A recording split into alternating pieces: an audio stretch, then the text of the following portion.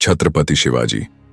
एक महान राजा की कहानी। गर्मियों की एक सुनहरी सुबह पश्चिम भारत के घने जंगलों और ऊंचे पहाड़ों के बीच स्थित शिवनेरी किला वीर शिवाजी के जन्म का साक्षी बना। उनकी मां जीजाबाई उन्हें वीरता और धर्म की कहानियां सुनाकर बड़ा कर रही थीं। बालक शिवाजी के मन में एक ही सपना था, स्वतंत्रता। वह नहीं चाहता था कि उसकी मातृभूमि पर किसी बाहरी शासक का अधिकार हो। जब वह बड़ा हुआ तो उसने अपने मित्रों और कुछ बहादुर योद्धाओं को संगठित किया और स्वराज्य की स्थापना की शपथ ली। शिवाजी की वीरता और चतुराई के चर्चे दूर दूर तक फैलने लगे।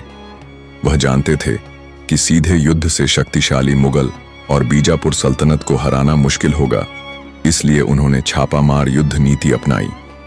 रात के अंधेरे में उनकी सेना पहाड़ों और जंगलों से निकलकर दुश्मनों पर अचानक हमला करती और फिर अदृश्य हो जाती।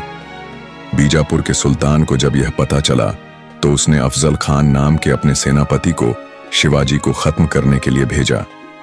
अफजल खान चालाक था और अपने विशाल सेना बल पर गर्व करता था।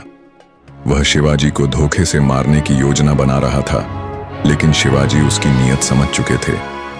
जब दोनों की मुलाकात हुई तो अफजल खान ने जैसे ही शिवाजी को गले लगाने का नाटक किया, शिवाजी ने अपने बाघनख से उसका वध कर दिया। यह जीत शिवाजी के लिए ऐतिहासिक साबित हुई।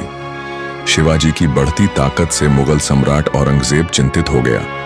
उसने अपने सबसे कुशल सेनापति राजा जय सिंह को भेजा, जिसने शिवाजी को संधि के लिए मजबूर कर दिया। इस संधि के तहत शिवाजी को आगरा बुलाया गया, लेकिन जब वे वहां पहुंचे तो उन्हें धोखे से बंदी बना लिया गया। शिवाजी ने हिम्मत नहीं हारी। उन्होंने एक अनोखी योजना बनाई। वे मिठाई के टोकरे में छिपकर किले से बाहर निकलने में सफल हो गए।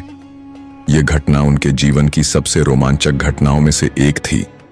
आखिरकार वर्षों की कठिनाइयों के बाद शिवाजी ने 1674 में रायगढ़ किले में खुद को छत्रपति घोषित किया। पूरे मराठा साम्राज्य में उत्सव मनाया गया।